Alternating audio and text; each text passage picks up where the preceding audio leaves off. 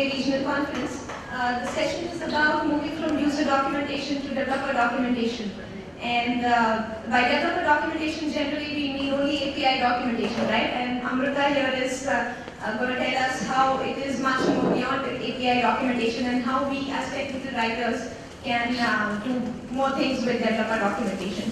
So Amrita Ranade is from Dhruva Software, and I think we can begin with the session.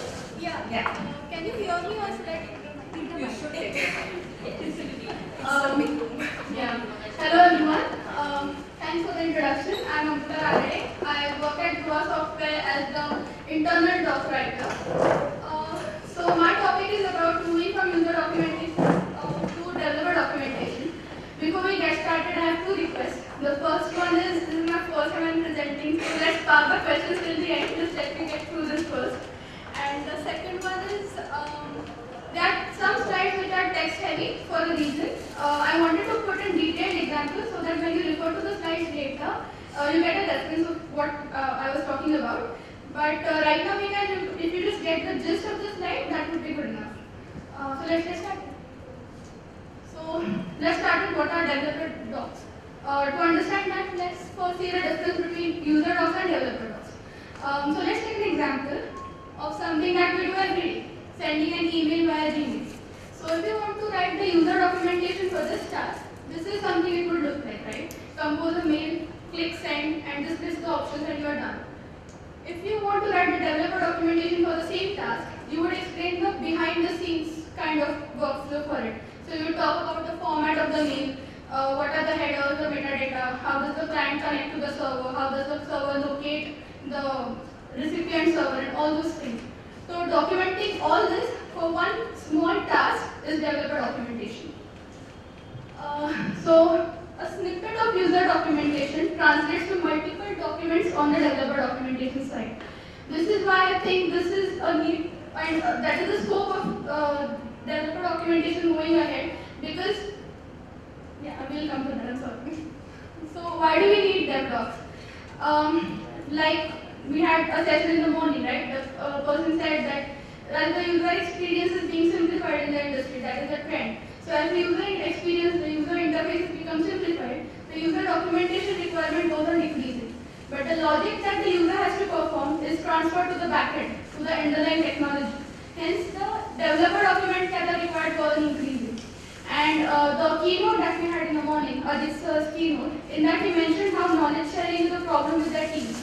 Because as seen when I joined in Dhruva, since then, every time we have a new hire or we have a team member switching teams, I've seen developers give the same set of sessions over and over again. So it is a waste of time for the developers as well as the new people need time to get ramped up. So this is where DevOps, we have created them and used them, and they are turning out to be quite useful now. That is what Tom Johnson also says on his website, so it is kind of a validation for me. So let's see the difference and the scope for DevOps. So in terms of resources, to create a two-line procedure for user documentation, you would need one resource, or maybe even 10% of that resource is time. But to create multiple DevOps for the same task, you would need more resources. And the resources who can do this type of work are very limited. So there is like a huge demand for them. We are trying to hire more writers in that role at Dhruva, but we are not finding any good writers who can do this type of document. So the scope going ahead is huge. Then in terms of when the documents are written, the user documents are generally written before the feature is, after the feature is designed and even implemented. Whereas dev docs are written before the feature is even designed. And the thing is, the audience for the user documents is end users and support. Whereas for us, it is everyone. The developers, the QA, the product managers, the tech writing team, everybody refers to the DevOps. So we have a lot of visibility and we make an actual impact on many people's jobs. So yeah, we get, it's good. Good payback. So let's move on to what are the types of DevOps. The first one is the most famous of the categories, the API documents. To understand what is an API document, first let's understand what is an API. So let's consider Facebook. We have many applications, Candy Crush and which Harry Potter character you are and all those things. So those are applications which are developed by external programmers. They are not a part of the Facebook core team. So they need to access the core code of Facebook, but Facebook cannot expose that code to the external world. So what they do is they provide interfaces to their code so that the external programmers can plug in and use the functionality and database. So that interface is the application programming interface, and it is very complicated. So you have to explain the variables, when they are used, the values for it, and the correct way to use them, give them examples, walk them through. So it's like a big document. So everything that explains, the document that explains all of that is an API document. So this is an example of an FB API doc. By the way, it is a very well written document set, so if you want to use something as a reference, it's a good reference point. And these are the core components that you would cover in an API doc. The overview, getting started, sample code, and reference material. This is not my primary area of work at Dhruva. This is something I've done at a previous organization, but not at Dhruva. So I thought I'll just list down some good resources that can help you explore this better. Now we go on to my core territory, software architecture documents. So again, to understand what a software architecture documents, let's understand what is software architecture. So software architecture is basically the organization of the software in terms of its components, the relationships with each other, and how they relate to the external environment. And how do we document the software architecture? We document it in terms of views. So to understand what is a view, let's consider the example of a building, the architecture of a building. So if you want to construct a house, you just don't go and start constructing, or you just don't look at it from one point of view. For the architecture of a building, you have different vantage points. You have the wiring diagram, you have the elevations, and you have the floor plans. In a similar way, to document the software architecture, you look at it from different vantage points, and each vantage point is called as a view. So the description of each of those views is what consists of the software architecture document. So what are the different views? Okay, the first thing we have to remember by documenting this we are documenting even before it is designed. So we start from scratch. We as well as the developers are starting from scratch. There is nothing to refer to. So we basically start from the basic scenario that the software is supposed to address. We build it up to a big picture point of view. Then we drill down to the components, the workflows, how the components communicate with each other, and many other things. So let's take an example. We'll go back to the example of Gmail. So let's say if we are building the architecture and documenting the architecture of Gmail, we would start with a clean slate. Then we would have two users. We would define what is the message format. We would have an email to send from one user to another. So that is a basic use case for the architecture. Then we would have a component to convert that message into a bit stream. We would have a system to send that bit stream to the other user. Then a component to decrypt the message and get the original message back. And we would allocate addresses to each of those users. So this is like a basic thing. So we started from scratch. We built up to one simplest use case scenario.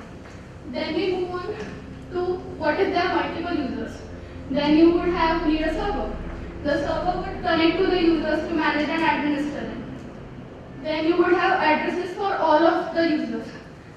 You would need a storage to store the contact databases as well as the actual emails. So this becomes your big picture.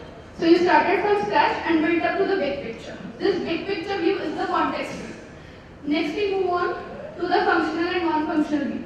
In this view we define what we expect from the software. What do we expect the software to do in terms of functional and non-functional requirements. So in the functional requirements, we have the tasks or the activities that we expect the software to perform, like sending mails or group chat or video chat, any functionalities we expect from the software. And in the non-functional view, we have the intangibles, the quality aspects, the reliability and accessibility and all those things. So once we flesh this out, we move on to the logical view. So now we have come to the big picture part. We have defined what we want from the software. Now we define the components of that software. So in our example, this is how it would look like. We divide the architecture into the components, we describe it, and we also assign functionalities to it. Like the email client will allow the users to compose a message and it will connect to the server. So So the description of the component and its functionalities is the logical view. Then we move on to the process view. Now for every task there will be a workflow for each process. So documenting that is the process view. There would be a high level workflow and a detailed workflow. So till now we have drilled down to the components, and now we are seeing how the data and the instructions flow within those components. Then we can move on to the design view.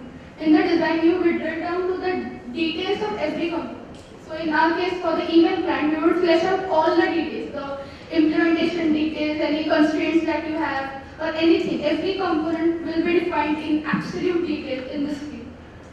Then we move on to the interface, as in how those components talk to each other. So in this view, you would have the protocols, the ports, any other aspects of communication basically between those components. So in our case, SMTP is the sending protocol for a message. POP3 is the receiving protocol for an email. So this is what we would include in the interface view.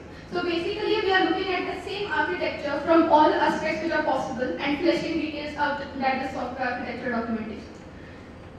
We also have to cover the design decisions. Why did we choose what we did? So that going ahead, we can come back to the design decisions, and if required, we can change them accordingly. But if some person who had made that decision leaves the company, and the next person who comes in wants to change it, they need to have a basis as to what was the decision, why was the decision taken earlier. So we have an analysis of both or all the options. So in our case, for the receiving email part, we have two options: POP3 and IMAP. Why did we choose POP3? So we list the workflows, the advantages, and the design decisions for both of them, and then give the rationale as to why we chose that. Apart from that, there can be many other views: the data view, implementation view, deployment view, and you don't have to document all the views. But we need to know what are the views possible, so that we can make a choice, we can make the correct choice. And it also depends on who are stakeholders or who are end audiences. So if the deployment team is going to use our documents, the deployment and infrastructure views would be important for them. Whereas if the database admin is going to use it, the data view would be important for them. So depending on the end audience, we can make that choice. Then we move on to design docs. So the difference between software architecture and design docs is software architecture kind of lays the foundation of the architecture, and design docs are the features or the peripherals, the add-ons which are developed later on, like in the sprint or the agile methodology wherever we use it. The features developed in those are documented in design docs.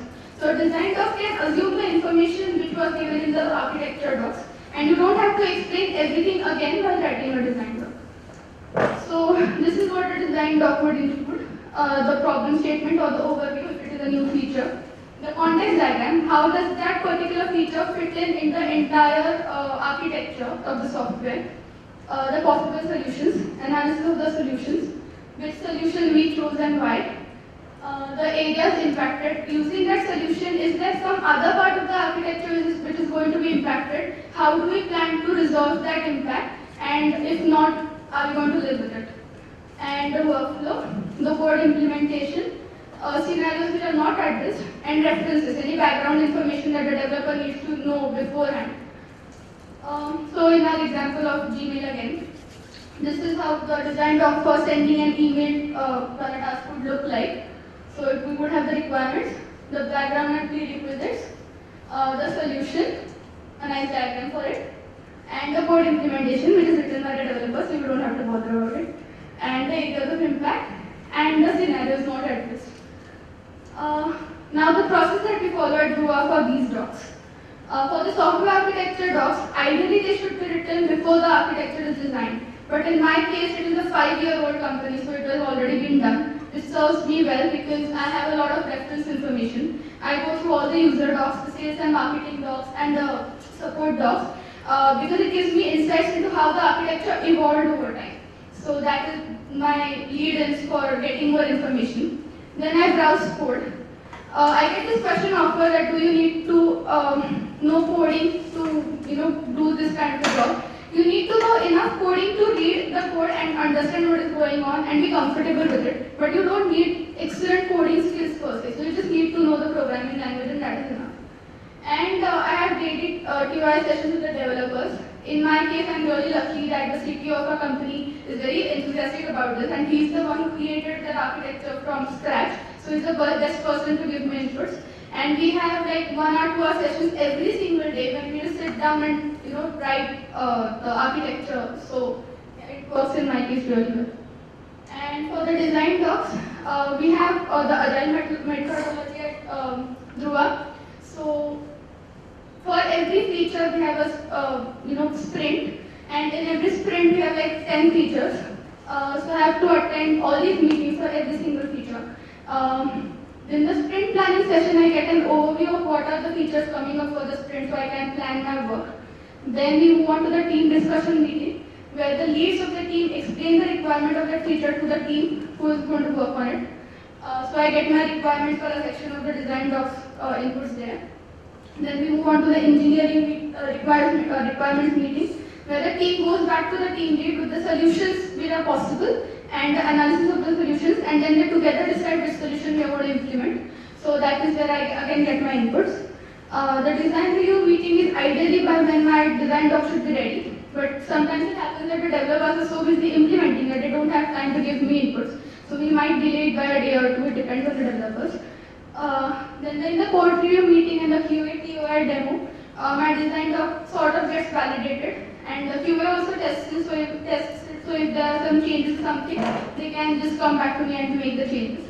And I have a practice that I also link the, after the feature is done, implemented, deployed, the customers use it, the sales and support folks prepare their documents, and the user documentation team also has the user guides and stuff ready.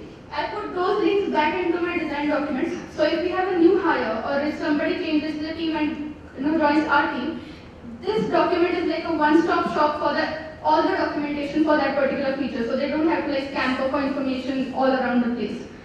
So yeah, and these are the questions we get. These are very technical documents. Why doesn't the developer write them? So because if they want to say something like this, Ms. 3D wants to go lunch, blah blah blah, they end up writing this. This is what I have to deal with every single day. And yeah, but now they've realized that if you give this to Amrita, she gets very frustrated. So it's better that you just tell her you what you want to say and then she'll write it nicely. So this part is something that we are trying to skip now. And what are the challenges from a tech writing perspective? It is very technical. To be honest, I haven't studied this much even during my engineering days. So yeah, I have to put in a lot of efforts. I have to put in a lot of time, read a lot, and experiment a lot. So it is very technical. The input to output ratio is, there is no ratio, it is totally out of proportion. To create one article, you have to like invest a week of time and 16 hours days and 18 hours on the weekend kind of time for it. So yeah, but the output is good, so it's okay. And need to use all of the tech writing skills. So if you don't have good tech writing skills, and you come to this kind of job, there already is so much to learn over here. You can't, I can't imagine how it would be to learn the tech writing skills along with it. It would just be too overwhelming for someone. So if you have like really good tech writing skills, you're totally thorough with it, then this is a good opportunity. And what are the rewards are, first and foremost, it's the real-time user feedback. So when you write user documentation, normally you don't know who your end users are, right? You don't get to know what is useful for them, what is not. Over here, if I put out an article, we have a 200 people company, I get 10 to 20 replies on the first day itself without even asking for user feedback because they're like my colleague, right? They sit right next to me. So they come back saying, can you explain this better, or this is getting too technical. And I can even see people using my docs and going through it, so I can observe them. So people are now getting used to it, and I'm just staring at their screens to see how they're navigating my docs. So it is like a user psychology laboratory for me every single day. So that is tremendous experience. Then some technical knowledge. To write these kind of documents, I have to ramp up to the level of the developer, and then they use a programming language and I use English. That is the only difference in the technical knowledge. So if I have to join some other company, I have my own process now about how to find information, what are the good sources on the net where I get particular type of SQL answers and answers for databases and stuff. So I have my own system now, which would help me in the future. And it's a very niche field. There are not many people doing this. So it's, currently I'm the only one doing it. So yeah, tremendous scope in the future. And what skills of user documentation are transferable to this? Everything. Everything that we consider a good to have in user documentation is a must have in in developer documentation. The reason being the content is so technical that you have to come up with ways to present it better. And you can't dumb down that information because the developers get very irritated if you do that. So yeah, you have to have great technical skills as well as good writing skills. You have to have good analytical thinking skills because you have to ask a lot of questions. And videos, concept, topics, information architecture, everything has to be used in DevDocs. And most important, more than anything else, the most important skill to have is interviewing the SMEs. The reason being, when you are writing user documentation, you have a UI or you have something to refer to and write, right? In this case, there is nothing. It is still being developed, so it is still in abstract, it is still in the developer's heads. So you have to drill into their heads and extract the information and then write it. So once I asked my manager, he was giving me a TOS session, and I was wondering, "Acha, this is how it works." And he was like, "नहीं, अभी तो कुछ नहीं हो रहा है, कभी तो होगा." I was like, "Okay, ठीक है." So yeah, and so interviewing the SMEs is like the skill to have. And that's it.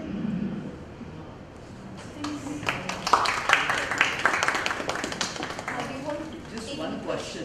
Yes, sir. Sorry. Yeah. Do you incorporate some style guides also into developer documentation? Because Microsoft has a defined way, like this is the way a code should be written, like if it's in a double quote then it's a code, otherwise it's a statement. So do you refer to some guides as well? Not now because I'm the only one working on it. So right now we are still experimenting with things. So I think that is a good input I can use and go back and because use. at my company, like mine is a business intelligence company, so I have to understand, like now MicroStrategy is written in C Sharp, in Java, in .NET, and they all create their dashboards using data visualization tools and whatnot, and I have to take inputs from everywhere, and they need to write it in some way, and there is no defined structure or there is no defined way of saying it. So I'm using MSTP, but then there are many people who use Data or IBM style guide. So is there any useful style guide for this? And I mean, how do we incorporate style guide into using this? That was actually my question. Do you do it? No, I don't. And one of the reasons is I work primarily with the developers, right? I even report to the dev manager. I don't report to the doc manager. So if I take style guides and everything there, then they are not going to be like very happy with it. So I have. Actually, they will be happy, I think. No, but I already have to get them on board for so many other things. Maybe somewhere down the line I'll introduce it. But right now, what I am doing? trying to introduce MSTP in my company on an organizational level. Right. Yeah. Yeah, somewhere down the line. Yeah, that is It's good. it's a good point. Yeah. Right, agree. Right now, though we describe it in terms of examples and stories and videos and stuff. So, I'm treating it as creative and as engaging for the developers because they already write document code, they think in terms of code. So the design documents they write are meant for the compilers, not for the human beings. So first I have to get them to that level, write for humans. Then I'll introduce the style guides. If I introduce it right now, they'll be like, "Chhod do, nahi karna." So, yeah. But like you said, the basic requirement is being a good technical writer. So I'm guessing that there will be some uniformity in the way you write already. I mean, probably not a style guide in place, but you probably have some uniformity in place, right? You know what? Yeah, you're right. The way we write concept topics, right? So it is basically writing the concepts, explaining the background of it, and then referring to them to the code. So normally when you write design docs or the developers write design docs, they just translate the code into English and they write. They don't give, if they're talking about encryption, they just write how they implemented it. They don't talk about why it was required and what is that particular encryption protocol or something. So the way we would write concept topics, and so their part is like the task topics that we write is what is written by them, and I write the concept topics. Is the only parallel I can draw. Why would you be customer ने बोला इसलिए कर रहे हैं? And but that over a period of time, once you are documenting whatever you're documenting over a period of time, will become your style guide. You know? Probably, See, yes. so the next writers who come in, for them to check and write Yes. is your styles. Yes. So that becomes your way of writing, and then probably over a period of time, when you have a large collection of docs, you will come up with a content model. That's where the implementation of MSTP or other things comes into place. But right now, the only use of style guides is so that everything is uniform across an organization. Right. That's all. So probably, yeah, sometime down the line, they'll follow this style, and then probably can come up. So with right now one. they have an Amruta style Style guide. guide. Then they'll go to Microsoft. Well, in my experience, MSTP version 3 gives a better perspective for writing for developers, and MSTP version 4 is more about writing in terms of user manuals and UI and everything.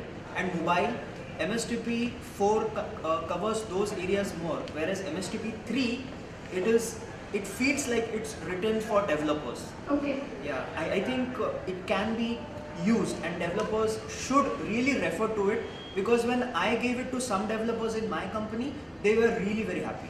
Honestly, I hadn't thought of style guides at all. So now that you mentioned it, I realized, yeah, that is something I should be looking at. So yeah, thanks.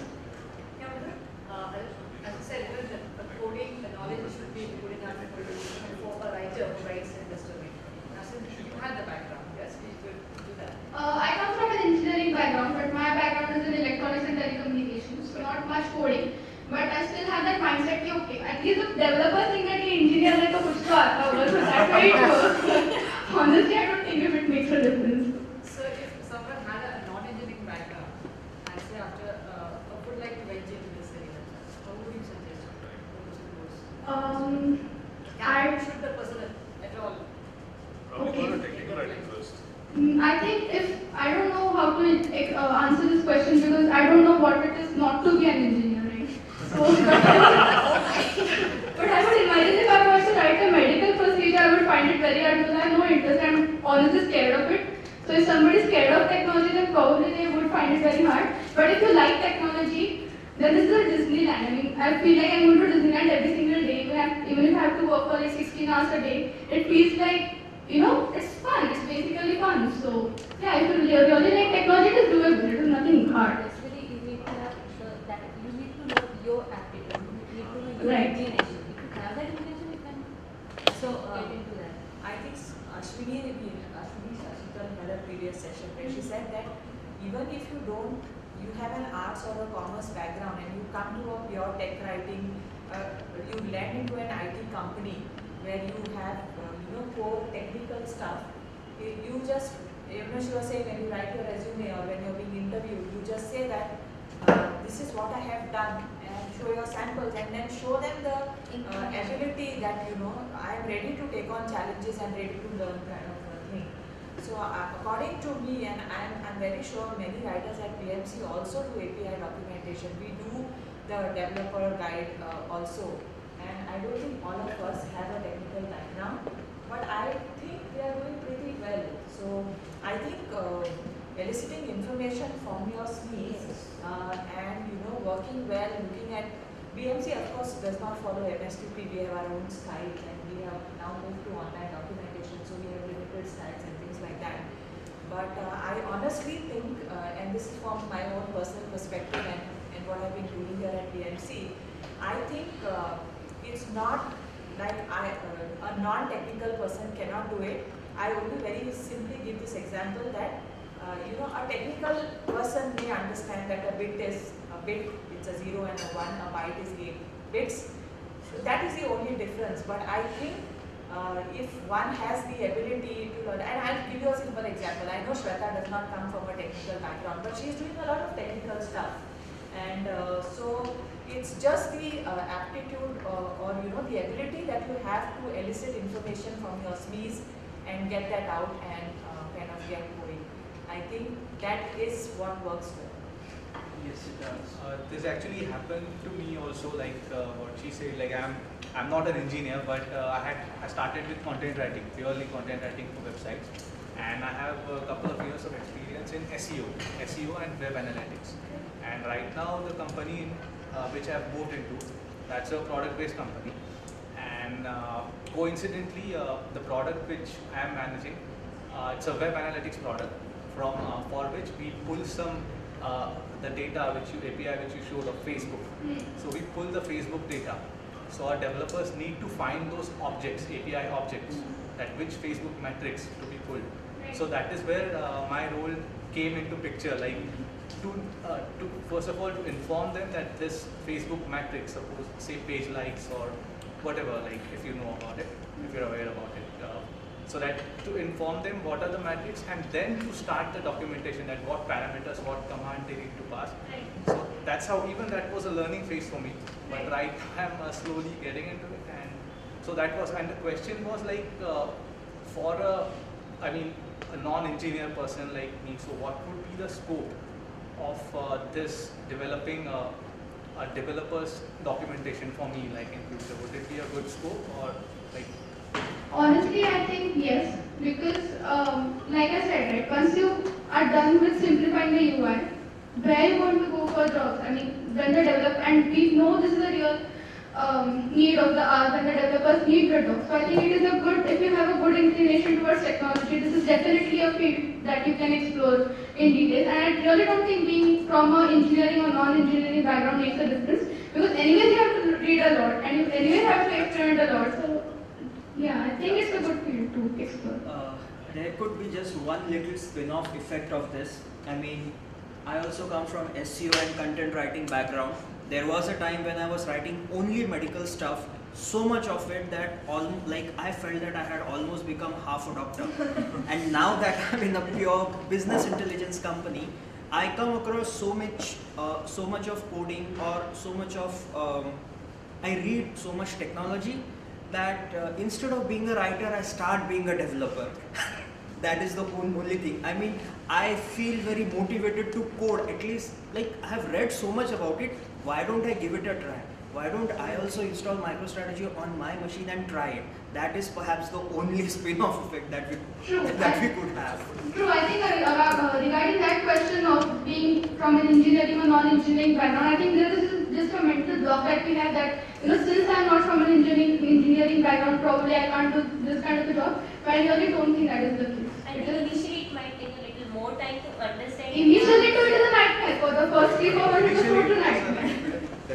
Yeah, once you ramp up to that level, it becomes easier. But initially, anyways, you have to put in that much effort. So it's okay. But I think writing field is about that. I mean, I came from an engineering background, and all I was doing for 4 years was just medicine and health and whatnot. Right. Ravi, you want I to have say two something? questions actually. So one is about the documentation that you create, the developer documentation. Is that documentation used as input for the technical writers who do the user documentation? That's one question. And the second thing is, you said that when you're documenting views and stuff, we document only certain, a subset of whatever is there. So who helps you make that decision? And does that decision also count for the tech writer who's doing the user documentation?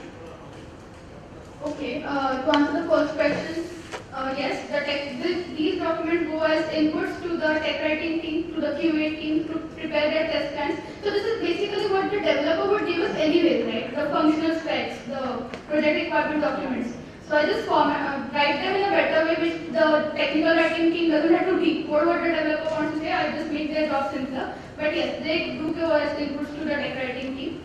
And sorry, what was the second question? Second question was about how do you, who gives you the go ahead on the subset that you're documenting in the developer documentation, and does that decision apply or carry forward to the next level when you're talking about user documentation? Right. Who makes that decision is me, my CPO, and my manager, my dev manager. Like I said, we have daily sessions, right? So honestly, it's not a particular, like, we don't decide, okay, we are going to document a logical view and a context view. We document whatever we feel is necessary. I mean, how to explain this? He just starts giving me the story of how our product developed, and I start writing it. And while writing it, I realized, okay, this is the context view, this is the logical view. So it's the other way around. What this process does is gives you mindset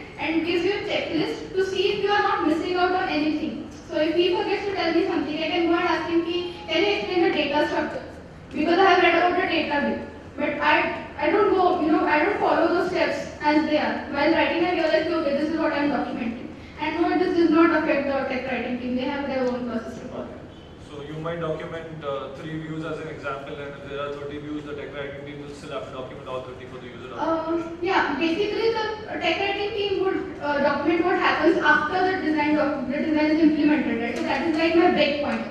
That everything that is to be documented before that is my territory.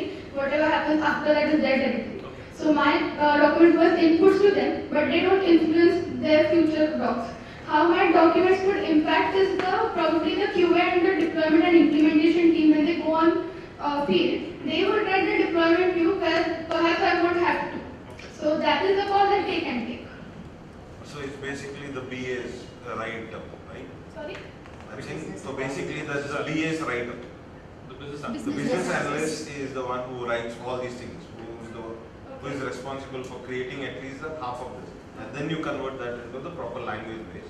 But this most, so I was just asking whether this is basically the BA's write-up. So she's only the BA, I think, in this case, right? Yeah, there is nobody else writing documents other than me. So yeah, that's it. I haven't heard of this role actually, this developer role Yeah. concept itself. Yeah, that is How many companies like hire this kind of role? You know what, there are things like this going on in various companies, they call them different names. And this is a position which my CTO and the managing director of my company, in their words, cooked up the position because they felt this need, the scenarios that I explained earlier, too much time being spent on TOIs and people leaving and not knowing how they made those decisions. So this was a case that they wanted to address, and that is why they hired me. But this is something that is going on in different companies. And one more thing, this is more prominent in startups rather than the big organizations. So, but it happens in startups. I don't know what it's called. But Yeah, no, this also happens in big companies because customers has to sign this. Oh, Okay, okay. they have to okay this too. So But do the tech writers are involved? not tech writers are involved, but most of the companies that becomes the field. Like a part of tech writing is also this. This is the actual technical writing. This API documentations, all Right. those things. So Right. Yeah, API documentation I have heard of, but not other things. Right. Like those and Maybe because API is like picking up now, so we know more about it. But the other docs, it's depending on the company they want to do it. API documentation is like user documentation. If you have an API, you have to have an API doc. Architecture docs and design docs are not that mandatory from a customer's perspective. So in API docs, you're still writing for the end user. Just that the end user happens to be a developer. This is like purely internal documentation. So my designation at Truva is the technical writer for internal docs. But I think with someone doing this kind of a documentation, it's a sign that the organization has started maturing. Yeah, we call ourselves a mature startup. Good one. Yes, sir. Yeah. What about the reusability? Like, about a template? We have decided to against templates for now because No, I mean to say project 1 and project 2. we just have one product, so my work is that very easy. who reviews your documents? Like, Everyone, literally everyone, all 200 of them is how do you address the concerns you usually? Sorry. How do you address their concerns? That there will be so many reviewers and there will be so many conflicts also at times. Yeah. So they fight it out among themselves and then give it the. That has happened actually. Yeah. The managers and the tech teams gave me 2 different inputs, and then I got in a conference room. He said this, he said this. Not everybody is the right. So it is actually good for them because their concepts also get clarified. Right. So it was out well for all. And I think that this kind of culture works very well with startups. Yeah. Because when teams are like virtual teams, and it gets difficult to get people across the globe in one room or at the same time. That's the time the challenge comes. Because if it's a small company and all of them are in one facility and you can just kind of get them together, I think the process becomes much more easier. And I think the startup culture is like that. Yes, definitely. We anyways have a lot of these review meetings going on. So which tool you use for this documentation? The same tool that we use for user docs, MindTouch. We use MindTouch at Druva, which is a wiki-based documentation tool. So that works.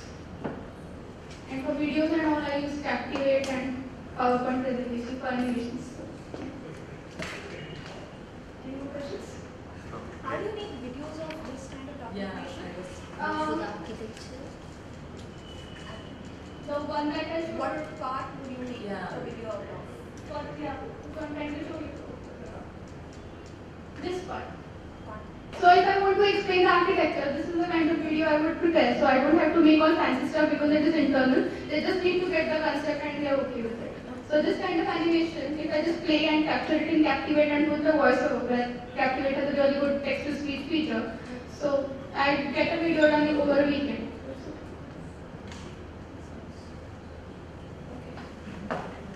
Thank you.